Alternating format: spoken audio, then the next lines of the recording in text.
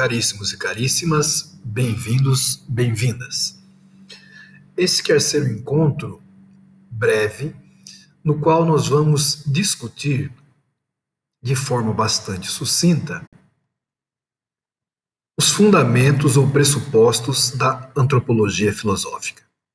Eu sou o professor Leonides Justiniano e nós vamos falar agora a respeito das características, nascimento e evolução dessa disciplina tão significativa. Antropologia filosófica, suas considerações gerais. O que nós podemos falar a respeito da antropologia filosófica? Podemos dizer que a antropologia filosófica ela se coloca uma pergunta que está diretamente vinculada ao próprio nome da disciplina ou da ciência, melhor dizendo. Vamos falar aqui da antropologia enquanto ciência e depois fazer uma correlação dessa ciência com a disciplina acadêmica. Falaremos então rapidamente, penso eu, do que é antropologia enquanto ciência e depois faremos uma breve relação dessa antropologia enquanto ciência no âmbito da vida acadêmica. E aí, especificamente, poderíamos falar da antropologia filosófica.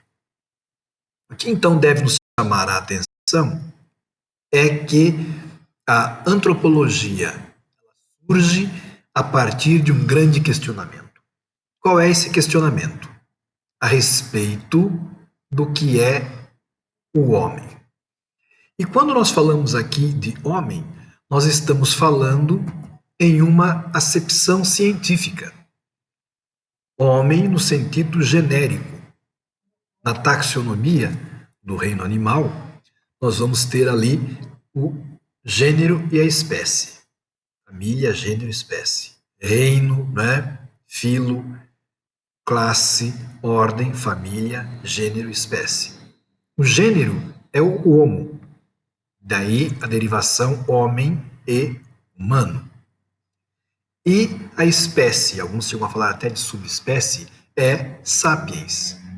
Podemos encontrar, inclusive, a expressão sapiens sapiens. Então, Homo sapiens é a designação do ser humano enquanto gênero e espécie. Nós, então, vamos sempre aqui nos referir a pessoa, ser humano, humano ou homem, quando nós estivermos tratando do gênero. E buscaremos falar de sapiens quando estivermos falando especificamente da espécie.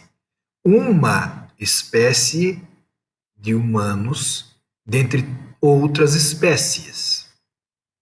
Então, Homo sapiens é uma espécie sapiens dentro do gênero Homo. Então, nós, humanos, somos uma espécie de humanos.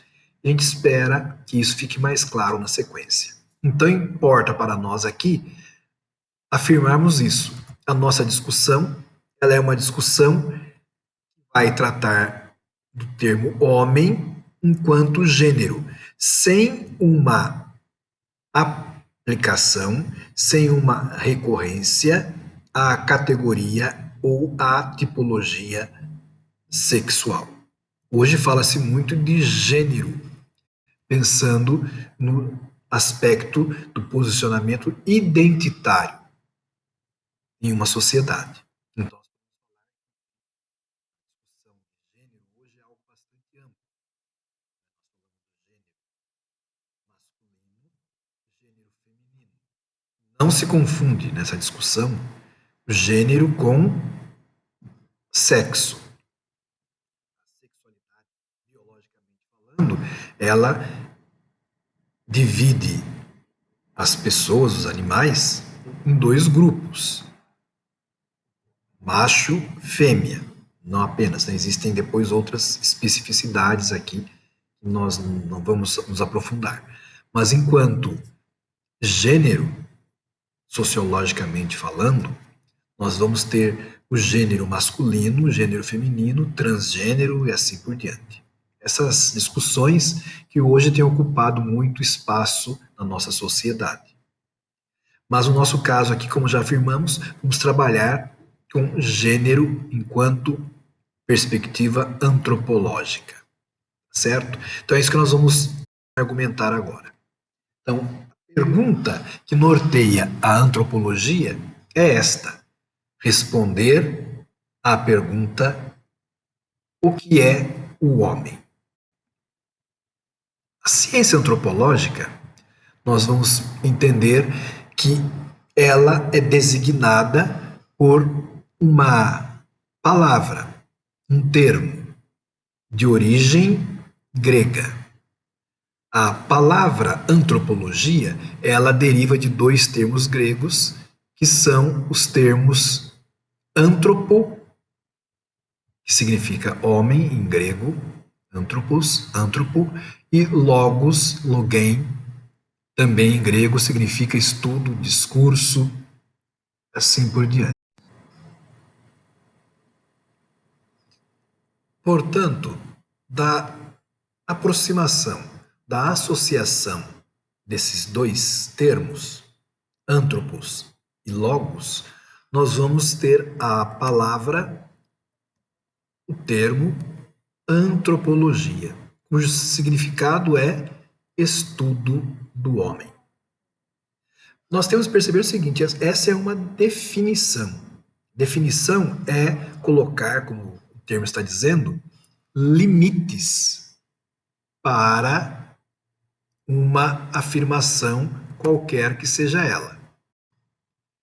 Então, quando nós falamos antropologia, estudo do homem, essa é uma definição. Colocamos um parâmetro. Definição não é a mesma coisa que conceituação. Conceito é muito mais analítico, muito mais extenso. A definição é muito mais sintética. De todo modo, então, nós devemos entender que a antropologia pode ser entendida justamente como essa ciência, uma ciência que estuda a constituição do homem enquanto gênero, como nós já havíamos afirmado, e espécie.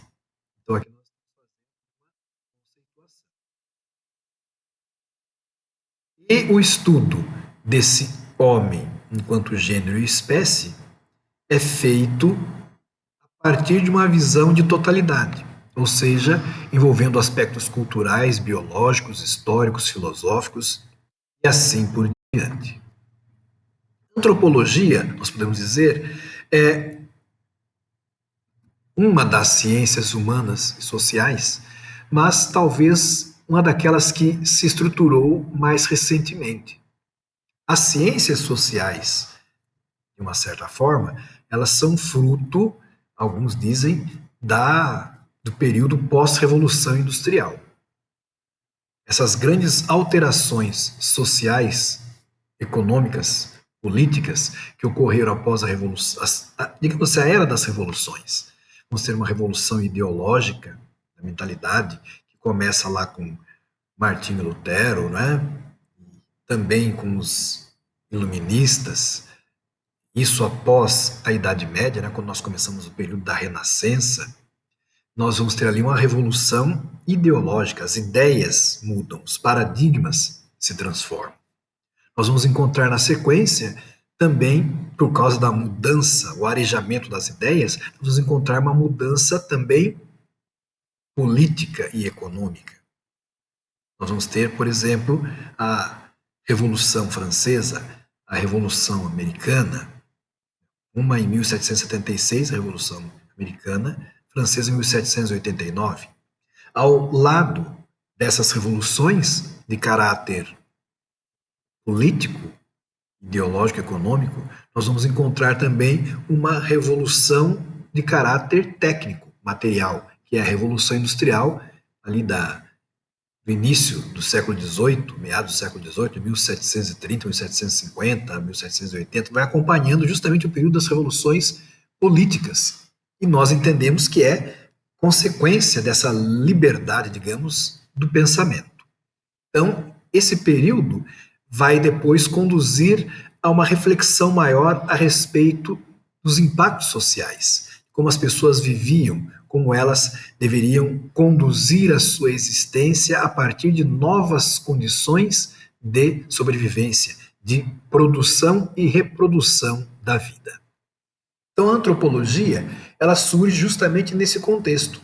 Como nós podemos até afirmar, ela vai surgir na esteira da sociologia.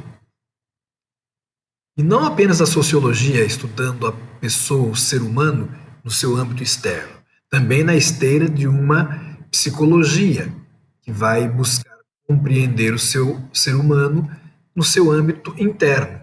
E além disso, pode-se falar até mesmo de uma arqueologia. Então nós vamos perceber que essas grandes discussões, elas vão se colocar tendo como centro a pessoa, o ser humano, ou, como nós falamos em termos genéricos, o homem.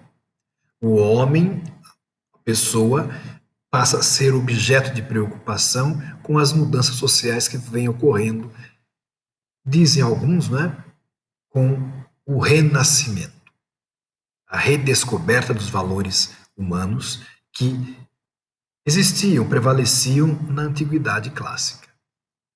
As discussões, então, a respeito da natureza humana, elas, vejam, tentam mostrar ou buscar um vínculo lá no pensamento greco-romano,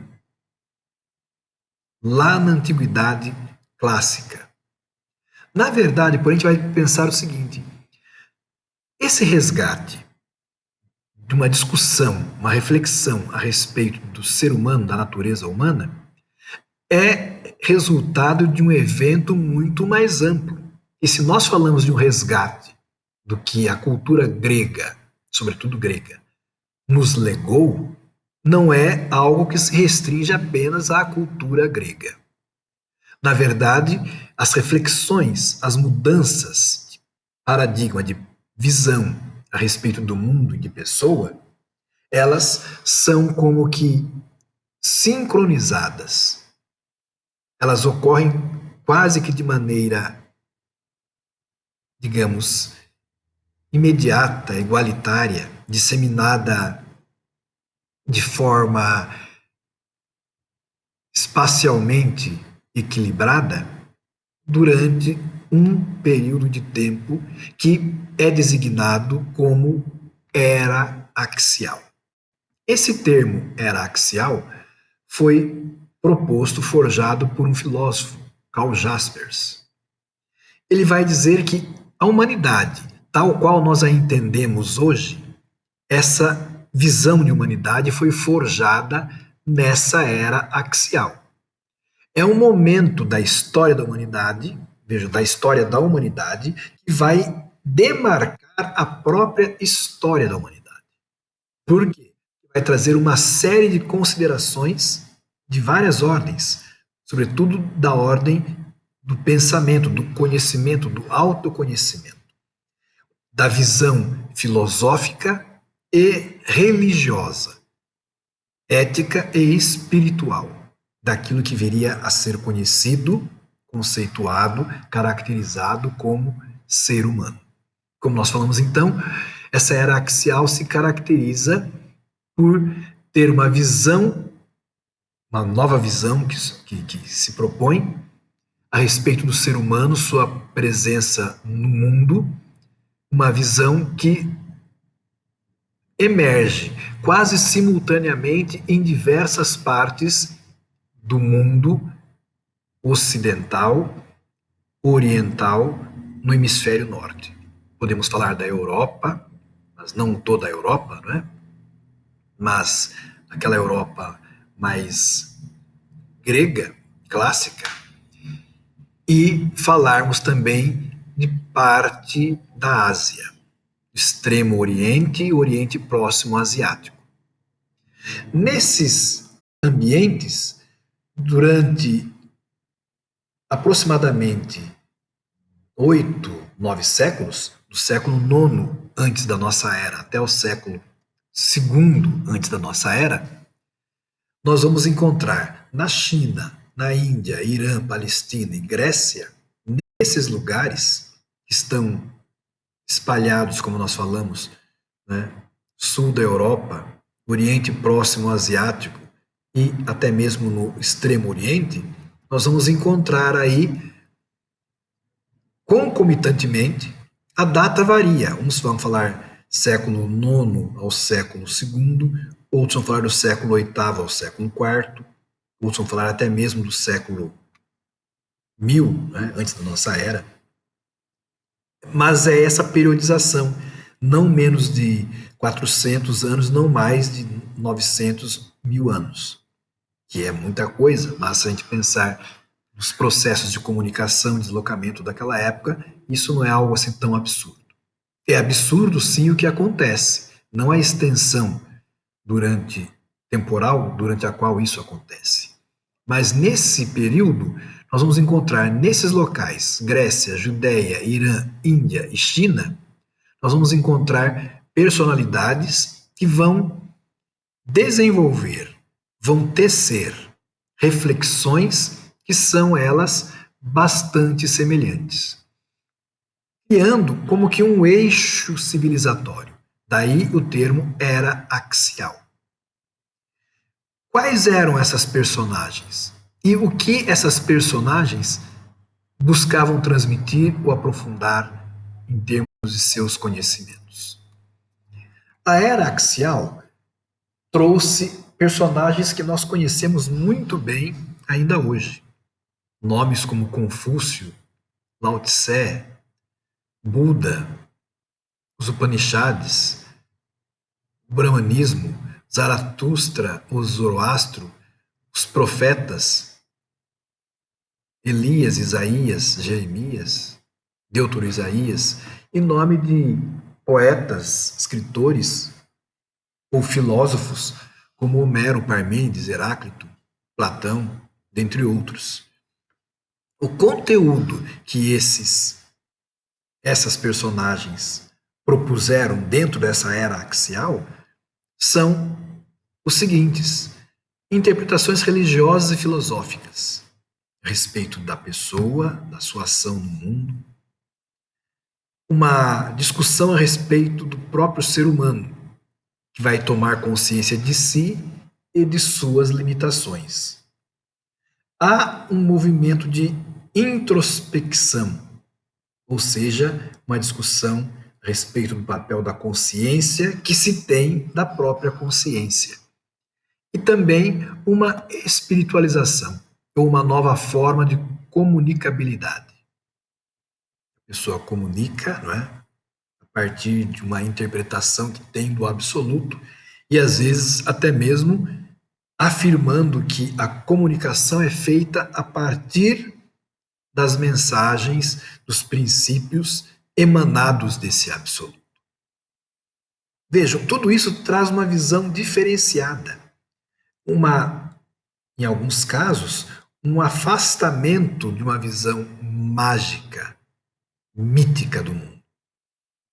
Aquela visão mítica que explicava os fenômenos do mundo, o ser humano como um objeto entre objetos, paciente, né, sujeito, no sentido de submisso aos enredos de um mundo povoado por forças sobrenaturais, muitas vezes forças da natureza, essa concepção começa a ser alterada.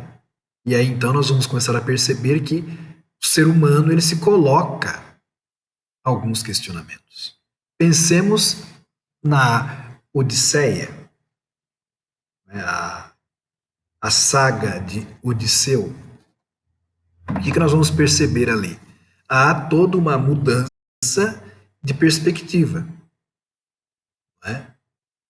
Odisseu, ele, em determinado momento, quando eles vão até Troia, né, e tem toda aquela situação estratégica, né, o cavalo de Troia, para invadir Troia, né, aquelas guerras entre os vários povos das cidades-estado gregas, ao conseguirem se sobrepor aos troianos, ali há uma discussão.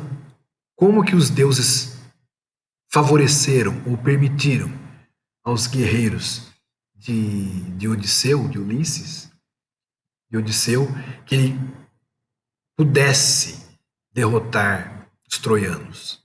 E Odisseu fala assim: não, nós, pela nossa inteligência, pelo nosso engenho, é que conseguimos isso. Claro, quem leu a obra sabe que os deuses tentam puni-lo por causa disso, impedindo que eles voltem para casa, para Ítaca. A Odisseia, na verdade, não é a jornada. A Odisseia é a jornada de Odisseu. Mas o que está ali em jogo é justamente isso, uma insurgência do herói contra as determinações da divindade. Isso coloca nas mãos da pessoa uma responsabilidade enorme. Quem é o homem? Ele é um sujeito autodeterminante, um sujeito que busca, se não é livre, que busca a sua liberdade, a sua afirmação.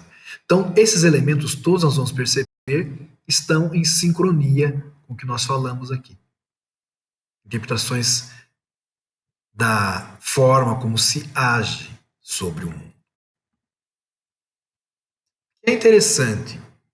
Dentre essas delimitações, nós podemos colocar aí século 1000 até o século I, nós vamos encontrar no mais extremo anterior uma passagem que eu considero interessante, que é o Salmo 8, atribuído a Davi.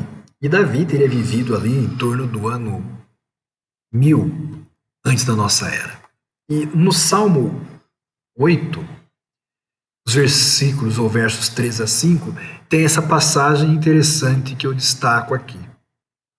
Diz lá: quando admiro os teus céus, obra dos teus dedos, a lua e as estrelas que ali estabeleceste, pergunto: que é o homem para que com ele te importes? Vejam, aí está a pergunta antropológica: que é o homem? Ainda que a resposta vá fazer remissão a anjos, a obras de um mundo celestial, supra-humano, que está interessando a nós é justamente o questionamento, a pergunta: que é o homem? Então, dentro desse momento que nós estamos falando, transformar a concepção, a compreensão de si, que a era axial proporcionou, não é? Nós encontramos ali a pergunta: que é o homem? Ainda que seja a partir de uma concepção teológica. Mas isso não é estranho à antropologia, porque nós temos uma forma de investigação antropológica que é justamente a antropologia teológica. Mas nós vamos falar disso um pouco mais adiante. Então vejam bem, essa é uma questão, é um questionamento. Nós vamos entender que esse questionamento ele perpassa por essa época. Tanto que nós vamos encontrar um outro texto, né, agora atribuído a Protágoras, lá no século V, antes da nossa era, em que Protágoras, filósofo, ele vai dizer: o homem é a medida de todas as coisas, das coisas que são enquanto são, e das coisas que não são enquanto não são. Essa concepção de homem como medida de todas as coisas desloca a responsabilidade divina do destino do homem. O homem, ele agora ocupa o centro das reflexões.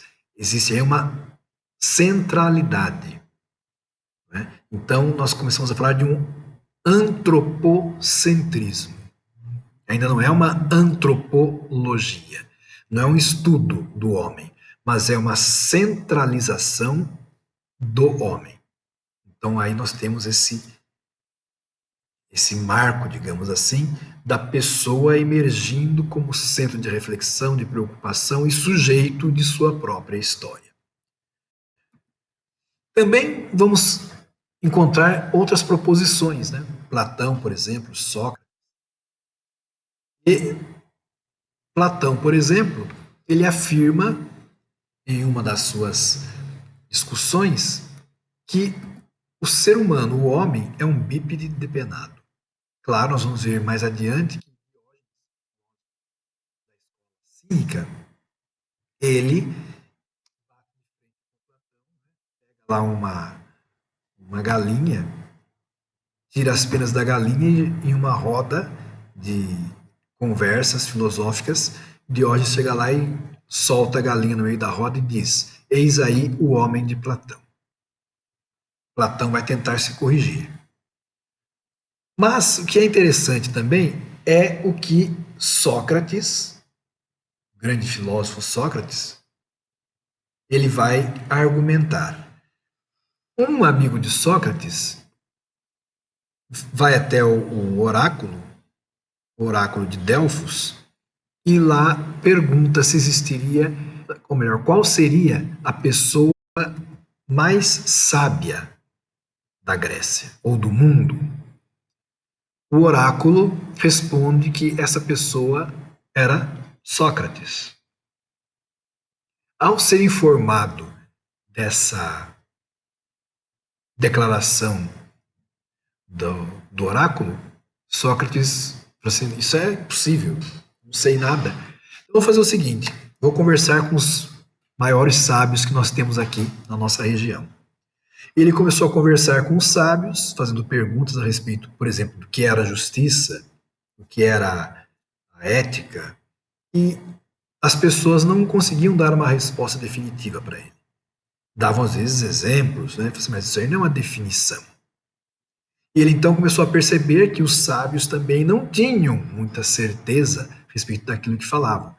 E Sócrates então estrutura o seu método chamado de maiêutica, que consiste em interpelar as pessoas para que as pessoas, ao responderem, percebam a sua ignorância a respeito de uma questão e busquem então a verdade.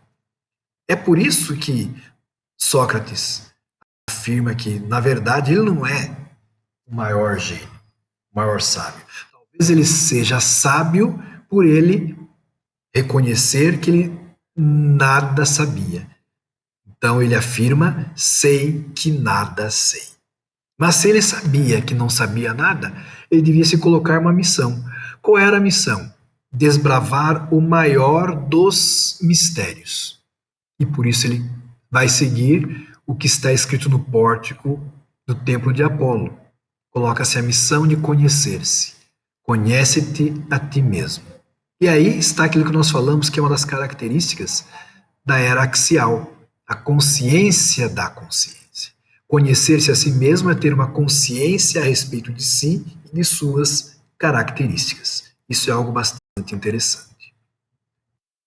Nós vamos perceber, então, que existem vários outros autores que fazem uma reflexão a respeito do homem e sua essência. Como nós falamos, o Diógenes, um filósofo da escola cínica, o grande Aristóteles e Sêneca, que está ligado à escola estoica. Diógenes ficou famoso porque ele, enquanto filósofo cínico, ele renegava as coisas materiais. Ele falava que, observando os animais, era possível se perceber que bem pouca coisa era necessária para que a pessoa pudesse viver bem. Então ele morava em um barril e saía com uma cuia caminhando pela cidade, nas ruas da polis, para ganhar o alimento, e ele se alimentava daquilo que ele ganhava. Porém, mais significativo que isso, era o fato de que ele caminhava durante o dia com uma lanterna, um lampião aceso, e as pessoas que lhe perguntavam por que aquele lampião aceso, ele respondia que era porque estava procurando por um homem, homem original, que fosse né, que vivesse para além da mera aparência, da materialidade, mas aquele ser, nós podemos observar aqui, um ser que fosse livre, autossuficiente e autônomo, a tal ponto de poder manifestar a sua essência. Então, essa era a concepção de Diógenes, ser livre, autossuficiente e autônomo. É interessante que há uma passagem também a respeito dele, sobre o imperador Alexandre.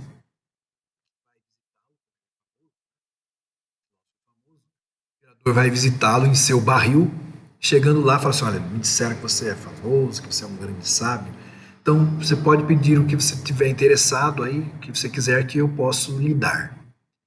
E o nosso amigo Diógenes se voltaria para Alexandre, que estava de pé na frente do barril, fazendo sombra para ele. Diógenes teria falado: só quero uma coisa, que tu te retires da frente do meu sol. Quer dizer, eu não preciso de nada. A natureza, né, a sociabilidade com outras pessoas me concedem aquilo que eu preciso. Então não preciso de nada da realeza. Apenas que saia da frente e deixe que os raios solares cheguem até mim. Então essa era uma postura dele, né? Um filósofo cínico, que era uma escola, né? Daí derivou-se para nós o sentido de que o cínico é aquela pessoa que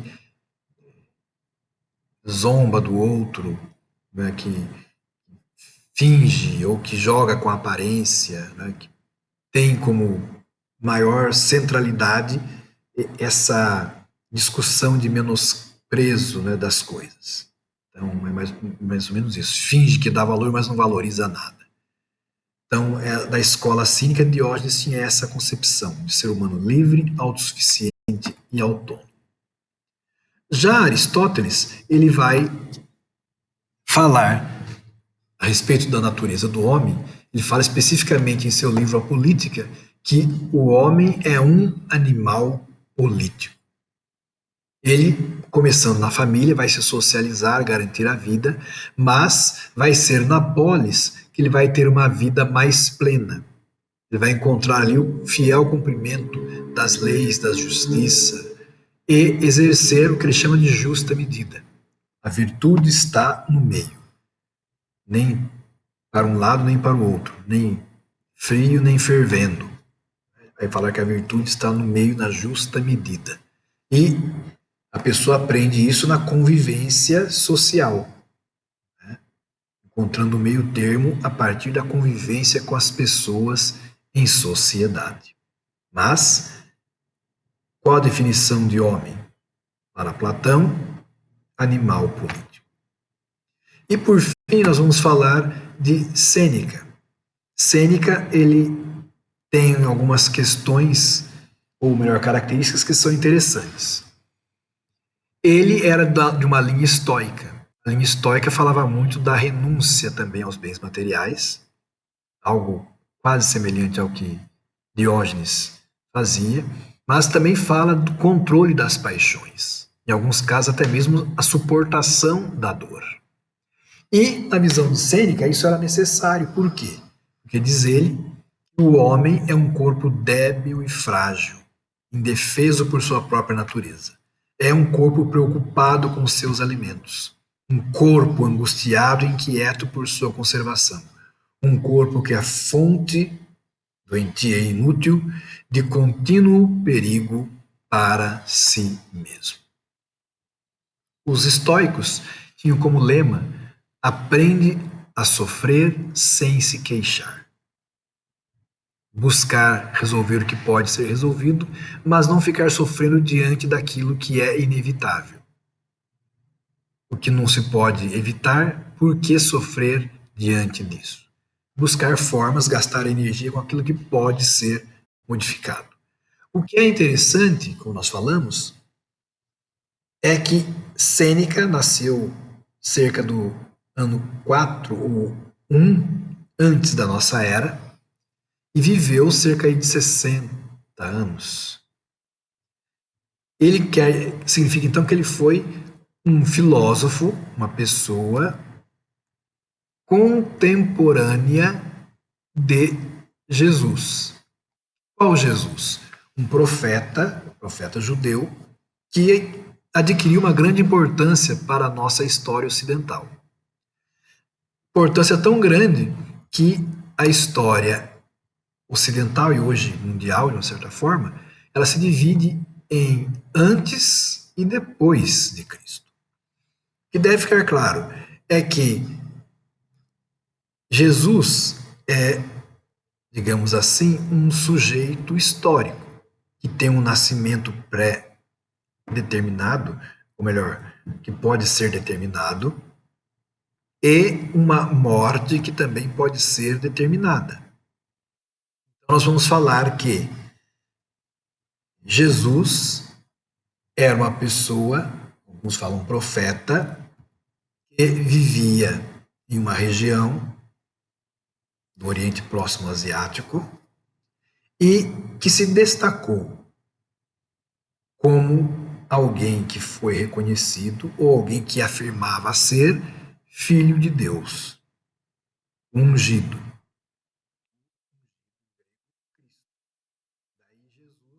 O Cristo.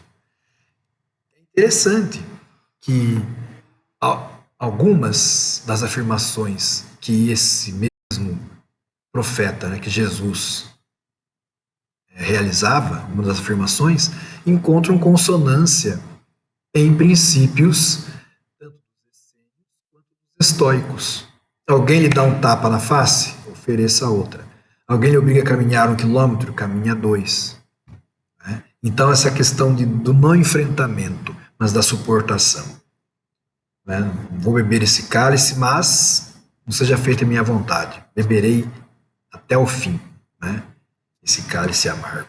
Então, muitas das coisas mostram que aquele período, chamada Era Axial, elas imprimiram sua marca na vida e no pensamento de várias pessoas em vários momentos ou circunstâncias históricas. Então, a referência a Jesus ela é significativa nesse caso, fora do aspecto religioso, porque conduz ao que nós falamos, a uma visão teológica do ser humano, ou seja, uma antropologia teológica, que significa a discussão da natureza humana a partir de uma perspectiva teológica ou divina. Nós vamos entender que, pela história da filosofia, há um grande debate com um foco na divindade ao longo da filosofia medieval. Sobretudo por causa de, claro, grandes ou vários autores da filosofia eram ligados à religião cristã. Muitos eram até bispos, daí a expressão padres da igreja, uma filosofia patrística, a filosofia dos padres da igreja, dos bispos da igreja. Mas na Idade Média nós vamos encontrar também, a partir do século, metade, né, da Idade Média, século sétimo, oitavo, nono, nós vamos encontrar também uma grande influência de autores árabes e judeus. Né? Al-Ghazali, Avicena, então nós vamos encontrar também esses autores aí. Mas o que interessa para nós, falando aqui de Agostinho e Tomás de Aquino, são dois grandes nomes de representantes do cristianismo que discutem o que é o ser humano, o que é o homem. Inclusive, o conceito de pessoa é um conceito que deve em muito a Agostinho de Hipona. Quando ele vai falar da questão da natureza humana, ele vai falar das pessoas divinas, e o que também Tomás de Aquino faz, né? Fala das pessoas divinas, três pessoas.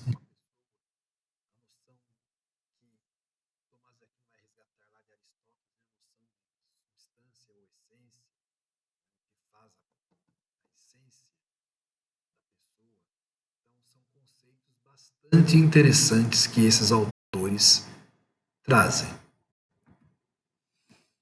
Agostinho de Hipona, ele viveu em um período de consolidação do cristianismo, digamos assim, e ele tem de batalhar muito com hereges, sobretudo alguns hereges que falavam do dualismo, né?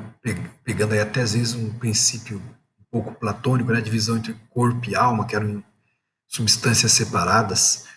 Então ele vai falar aí como decorrência de um ser humano, um homem, que ele é divino e também ele é terreno, e o que se reflete até mesmo na teoria das duas cidades, né? A cidade de Deus e a cidade dos homens. E ele vai falar dessa composição. Agostinho afirma que o ser humano ele é composto pela união da alma e do corpo. Lógico, Agostinho, ele, como nós estamos falando, ele toma essa precaução ao discutir o assunto, porque ele tinha que se debater com vários hereges na época. Aqueles que falavam que Jesus Cristo não era Deus, que Jesus não era Deus, né? Que ele era Deus e por isso ele não sofreu, não morreu, porque era apenas uma representação externa, porque ele era Deus, então não podia ter padecido o que ele padeceu, ele não sofria as paixões humanas que as pessoas sentem.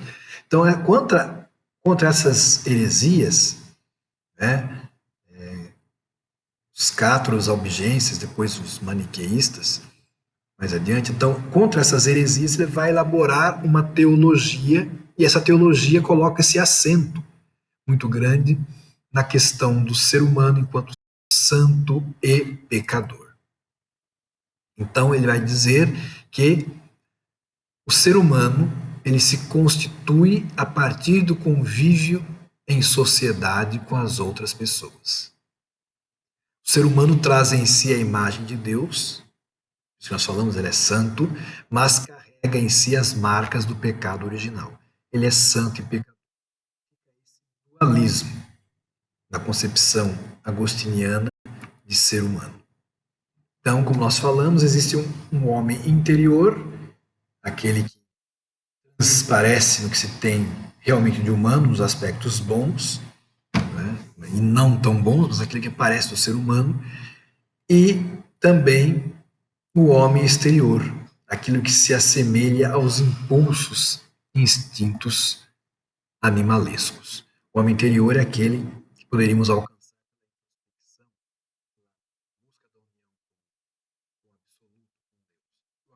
É o homem da carne, cede aos, aos impulsos, aos anseios. Por outro lado, já na Alta Idade Média, nós vamos encontrar lá Tomás de Aquino, que escreveu uma obra imensa, né? A Suma Teológica, que marcou inclusive a metodologia de discussão, a escolástica, metodologia de discussão da Idade Média. Tomás de Aquino, ele afirma que o homem ou pessoa é a substância individual de natureza racional. Então, está vendo? Ele coloca a noção de pessoa como substância indivisível e que tem um grande diferencial em relação a outras substâncias individuais, dos animais, por exemplo, na racionalidade. Então, ele fala que é o que há de mais perfeito.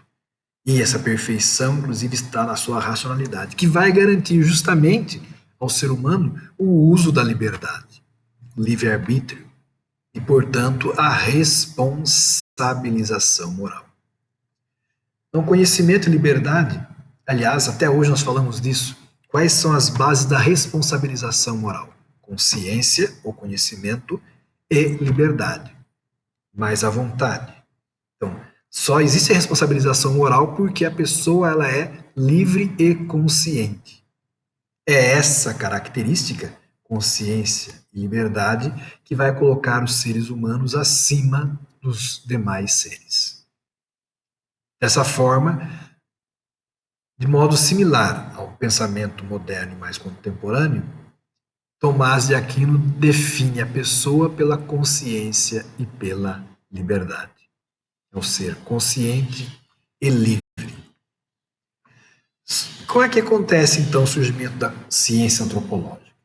Nós vamos perceber que, hoje, nós podemos falar que essa ciência antropológica, ela vai surgir, como nós a conhecemos hoje, sobretudo em 3 países: França, Grã-Bretanha, Estados Unidos e, até a Segunda Guerra Mundial, Alemanha. E, como nós já falamos, sempre os cientistas dessa área se reportando às origens gregas. É isso? Não é isso? Mas era o que afirmavam. Também devemos destacar que todo grande filósofo, desde Descartes, né, que vai fazer uma espécie de revolução no pensamento ocidental, ele, quando começa a discutir justamente a possibilidade de conhecer e de conhecer verdadeiramente, para isso era necessário um método. O seu livro Discurso do Método é redigido justamente com esse propósito. E ele fala, né, o filósofo como era, Descartes, ele vai discutir a questão das ideias, a questão da vontade, do agir. Ele coloca como se o homem fosse uma espécie de máquina. Tem lá o programa, assim, e ele busca agir porque recebe uma iluminação também do alto, né? Quer dizer, como se fosse uma maquininha, um softwarezinho dentro do robô, né? Então essa visão do ser puramente ideal, o idealismo, provocando uma dicotomia quase que entre corpo e razão, isso é um indicativo também de uma doutrina sobre a natureza humana. E, como nós falamos aqui, todo grande filósofo, até Nietzsche, né, vai falar dessa natureza humana. Nietzsche vai falar do super-homem. A pessoa não pode ver submissa, mas ele, pela sua vontade de poder, é ele que vai se construir, vai construir a história, vai transformar a história. Já o outro pensador, Locke, vai lançar os fundamentos de uma ciência da sociedade, que combina um princípio universalista, e isso impacta diretamente a antropologia, né? Qual é o princípio universalista? Todos nascemos iguais, porém, nossas experiências nos tornam diferentes. Então, veja aí, há um princípio universalista que é combinado com um princípio relativista. Nós vamos perceber que há um grande impacto dessas perspectivas na antropologia. Antropologia universalista, que vai buscar o que existe de comum em todos os povos e culturas, e uma perspectiva mais particular ou relativista, que vai argumentar ou vai buscar o que é específico em cada um dos grupamentos humanos. Nós colocamos aqui então, a universalista procura identificar comuns entre as diversas sociedades. Como que as pessoas se casam?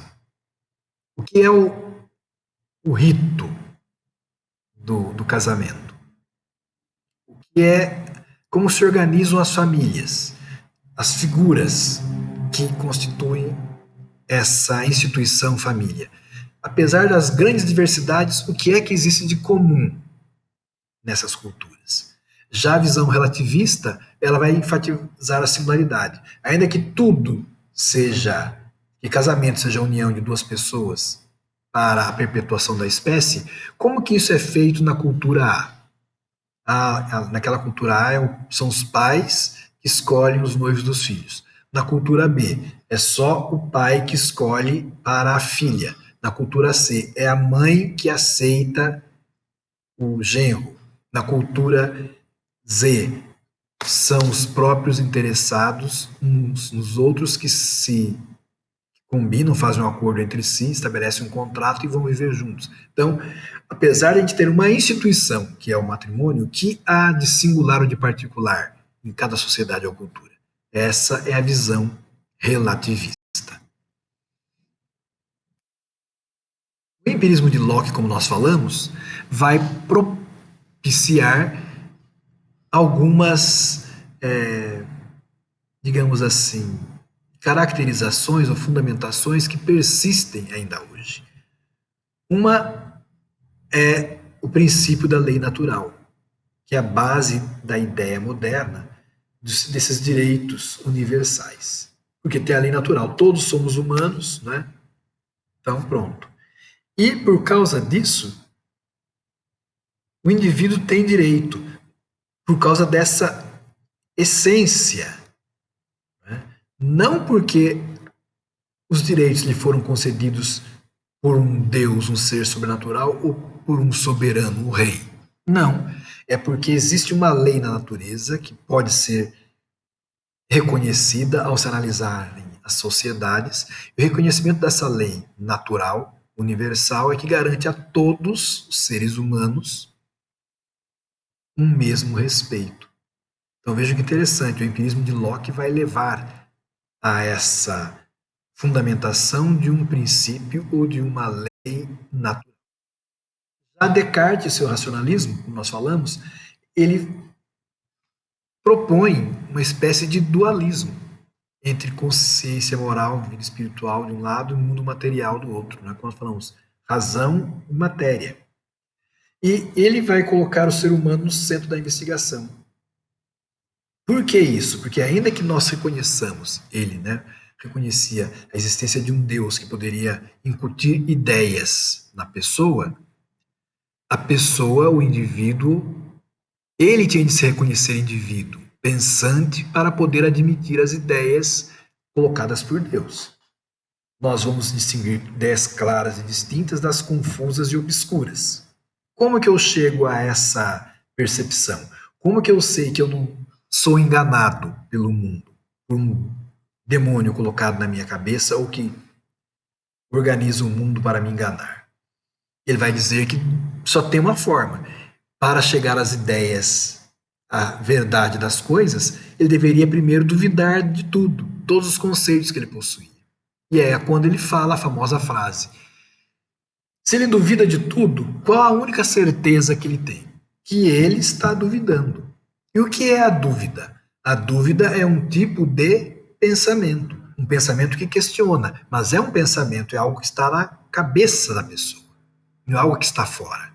Ora, esse pensamento é uma dúvida, mas não está no espaço, está na minha cabeça. Eu penso, eu duvido. Se eu duvido, eu penso. E se eu penso é porque eu existo. Cogito ergo sum é a frase dele. Penso, logo existo. A partir da conclusão que ele chega de que pensando ele existe, ele tem então de partir para outro caminho. Se eu penso, eu existo, quais são as ideias que eu posso ter? Ele vai falar, né, ideias claras e distintas, ideias confusas e obscuras, vai criar um método, né? Divisão de um problema nas quantas partes foram possíveis, né, para uma melhor análise, quer dizer, a decomposição do problema, a análise, depois a síntese, etc, etc. Então, ele vai falar do método para chegar a verdades que possam ser comprovadas ou possam se impor pela sua clareza, pela sua força. Apesar de tudo isso, nós ainda não temos uma ciência antropológica, né? Porque tudo que existia até esse momento era resultado de relatórios e viagens de uma filosofia social. Vamos ter vários viajantes. Pensemos, por exemplo, em Marco Polo. Marco Polo viaja pelo mundo, escreve lá suas andanças e publica. E exagera bastante, né? Que é para as pessoas ficarem admiradas. Ninguém foi lá para comprovar, então ele fala que ele bem entende. Os navegantes que vinham para a América, Índia, África, a não Europa, não é? O Oriente, como o caso de Marco Polo, eles levavam esses relatos e as pessoas ficavam lá, puxa, mas é assim? Lá come carne humana, eles têm os olhos na barriga, um olho só, eles têm os braços que se arrastam pelo chão, mãos, né, e pés que se arrastam pelo chão como se fossem raízes, né, pessoas como árvores, aquelas coisas que ninguém, sabendo, imaginava, né? O mundo, então, é muito complicado. Então é aí que essas esses escritos de viagem, essa filosofia social, não eram ainda antropologia. Mas quando esses dois elementos eles se combinam, se aproximam, aí começa a surgir a antropologia. Embora os escritores daquela época tivessem sido influenciados pela sociedade em que viviam. Mas isso não era um apanágio deles. Também podemos falar que muitos, ainda hoje, de uma certa forma, são influenciados. Mas, como nós falamos, é um momento de mudança. Até Ortega y Gasset, no livro dele Em Torno a Galileu, ele fala, a partir de 1600, né, século XVII, século XVI, XVII, começam mudanças drásticas no mundo.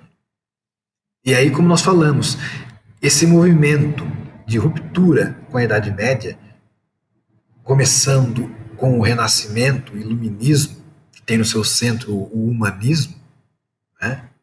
Então nós vamos percebendo aí que essa é uma ponte para a mudança e um surgimento de uma ciência que vai colocar o ser humano no centro, não mais os elementos míticos ou místicos. Então o que nós vamos perceber? Começa-se a falar da idade da razão e as primeiras tentativas de se criar essa ciência antropológica. Um livro referência é justamente esse aqui do Giambattista Vico, Princípios da Ciência Nova. É um livro, como nós vemos aqui, faz uma síntese grandiosa de etnografia, estudo das culturas, né? História da religião, filosofia e ciência natural. Ao lado dessa obra, uma outra que também nós vamos perceber é Espírito das Leis de Montesquieu, né? Ele publicou em 1748 essa obra, que vai falar do Espírito das Leis. E é interessante porque quando a gente fala de Espírito das Leis, a gente está falando de que as pessoas são responsáveis por criar as leis. Vico, ele havia falado de um desenvolvimento social, e isso é interessante. Veja, ele vai falar que a vida não é algo estanque, mas a pessoa evolui de uma condição bestial, uma idade dos deuses em que os deuses determinam tudo, depois a idade dos heróis em que esses heróis intervêm no mundo, a idade do homem em que o homem ele se assume de forma autônoma como autor da própria história. Só que aí é uma degradação, né, pela corrupção e volta para a condição bestial. Mas há uma proposta de desenvolvimento social. Vem essa questão das leis de Montesquieu, e nós vamos encontrar ainda dois autores, Diderot e D'Alembert, que criam, digamos, um movimento dos enciclopedistas. Quer dizer, são intelectuais que vão criar uma enciclopédia mesmo, onde vão tentar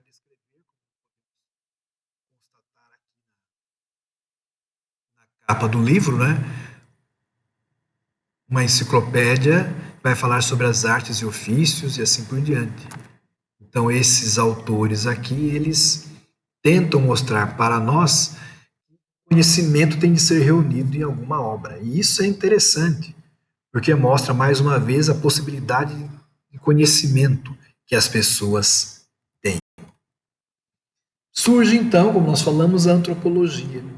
Essa antropologia ela vai surgir, não é, acadêmica lá pelo século XIX, e aí no século XX alcança a forma que nós temos hoje. Como que isso é possível? Só quando o indivíduo livre ele se torna de fato medida de todas as coisas. Temos a ideia de que a sociedade ela resulta do acordo, da associação dos indivíduos, algo que já havia sido pensado também por Jean-Jacques Rousseau no contrato social, né? As pessoas se reúnem e aí vai surgir uma sociedade. E a sociedade, então, ela surge como objeto a ser continuamente aperfeiçoado. Algo que nós vimos agora há pouco, né, que Giambattista Vico já falava. A sociedade não é algo dado de uma vez por todas, né? Mas pode evoluir ou regredir. E aí, então, as pessoas são responsáveis pela sua racionalidade, pela sua liberdade, para transformar essa realidade de acordo com aquilo que elas desejam. Então, à medida que avançam os estudos sobre o gênero humano, mais e mais informações vão sendo reunidas a respeito. E aí que é interessante, começa-se a discutir realmente o que é o Homo, o que é o Homo sapiens.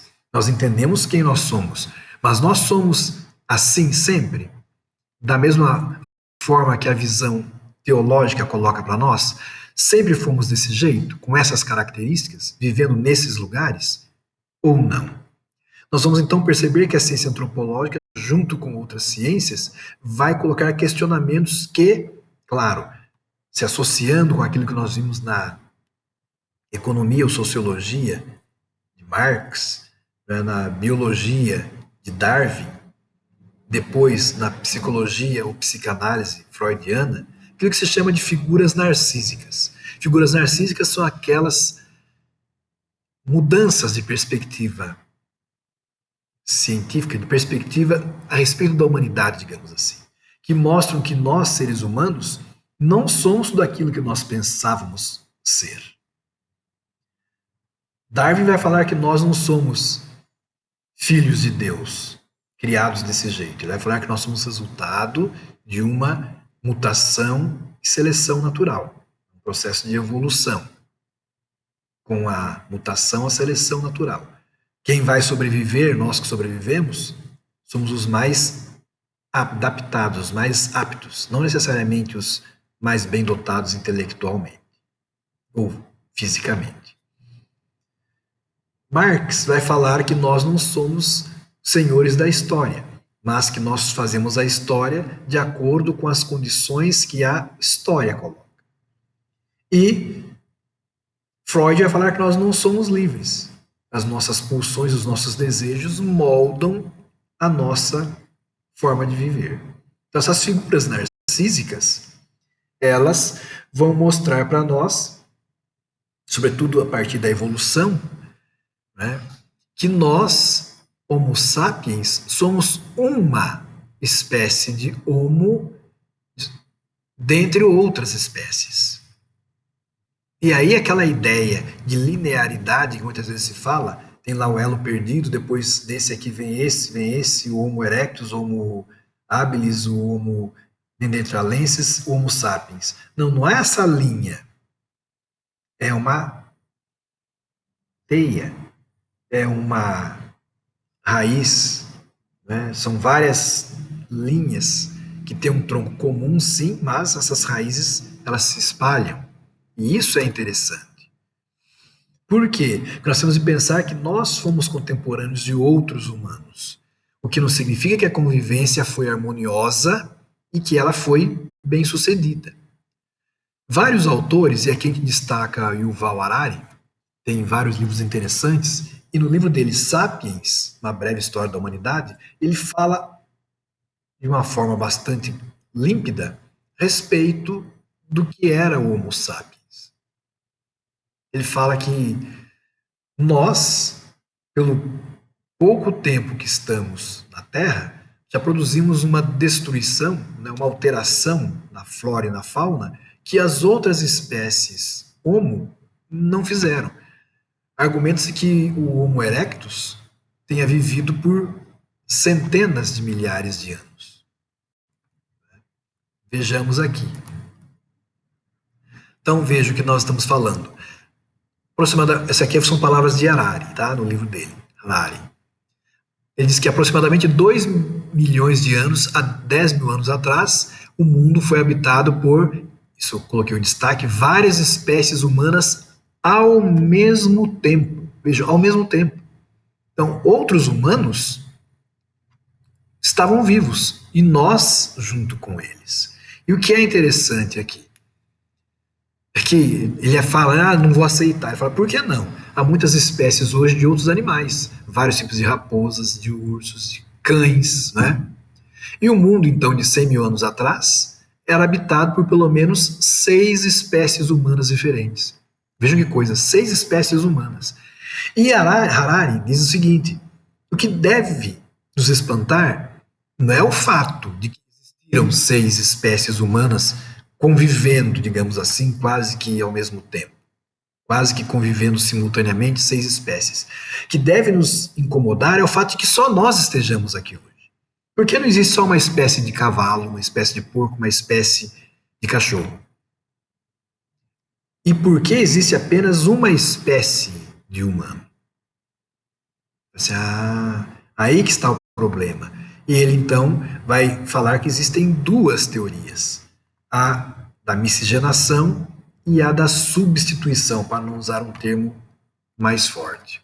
A teoria da miscigenação afirma que o Homo sapiens se espalhou por várias terras e, ao se espalhar, eles interagiram e procriaram, certo? Em alguns casos, houve uma miscigenação, as duas espécies, Neandertal, Sapiens, se fundiram. Ele vai dizer então que, vejam que interessante, se isso for verdade, os eurasianos não são sapiens puros, mas a mistura de sapiens e neandertais. Já na Ásia Oriental, os sapiens se misturaram com o Homo erectus, onde chineses e coreanos, mistura de sapiens e Homo erectus. Existem estudos hoje sobre os genes, DNA, não é? Vocês podem conversar isso com os professores de biologia. Eles têm teorias que afirmam isso, que se percebe que no DNA, povos da Europa, existem DNAs de tal espécie Homo, né? Denosoviano, Ergaster, não estou dizendo que são esses, só para dizer, um desses tipos aí, né? Floresienses. Então, talvez um desses aí deixou sua marca no DNA de um povo da Europa, de um povo da Ásia, tá certo? Na África. Então, é um indicativo de que essa teoria da miscigenação, ela também, sim, teve lá a sua validade.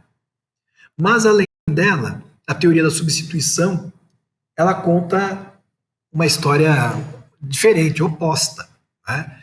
Ela fala que não houve essa convivência, e houve ali o relacionamento mais profundo reprodutivo. Ao contrário, houve uma repulsa e possivelmente até mesmo um genocídio.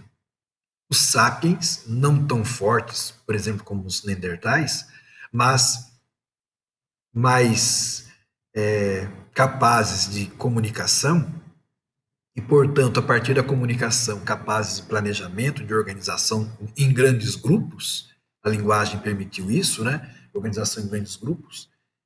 Isso levou os sapiens a dizimar os povos com os quais se encontravam. Um genocídio, a tal ponto que os sapiens substituíram todas as populações humanas anteriores. E isso é uma coisa complexa.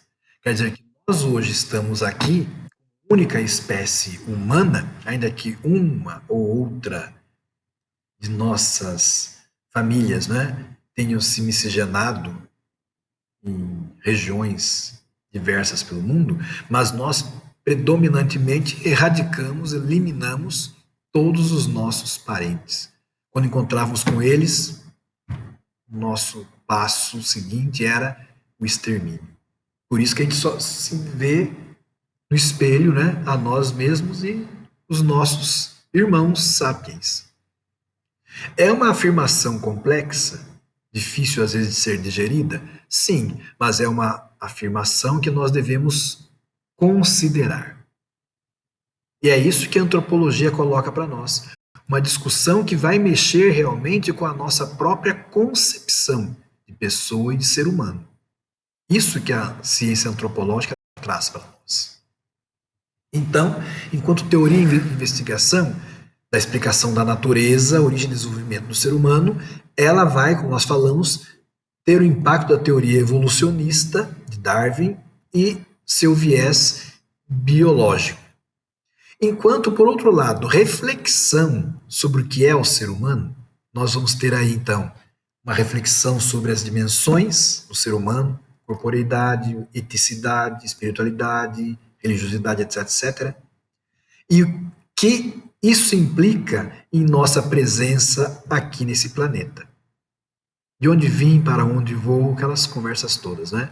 Nesse aspecto, a antropologia vai salientar um viés mais filosófico.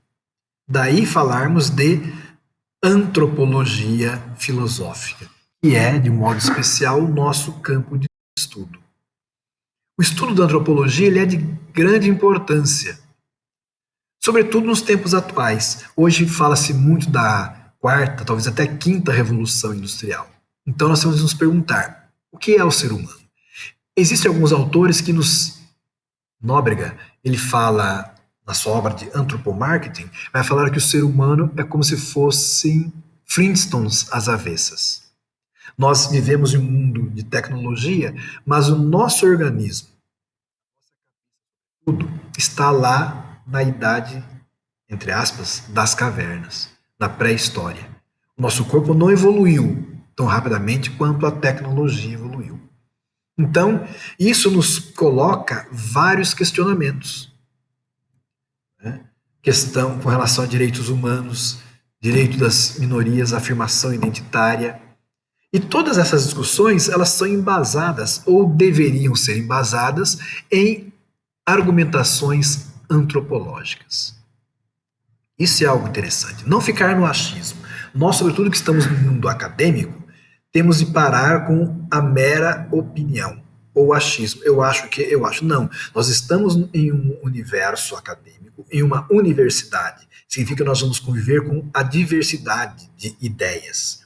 Mas essas ideias elas devem ser apresentadas de forma argumentativa, buscando a persuasão do outro pela força do melhor argumento, onde as proposições estão bem assentadas. Quer dizer, um argumento, ele tem a sua conclusão aceita porque as proposições que sustentam esse argumento são válidas, são racionalmente fundadas, cientificamente verificáveis. Então não dá para nós aceitarmos qualquer opinião sobre qualquer assunto. E a antropologia nos mostra isso. Eu não falo a respeito de tal assunto, de tal direito, porque eu acho bacana, eu acho bonito. Não, é porque é assim, existem argumentações plausíveis e possíveis de experimentação. A importância da antropologia também se manifesta em campos variados, como a psicologia, a economia, porque que um povo faz assim, outro faz desse jeito.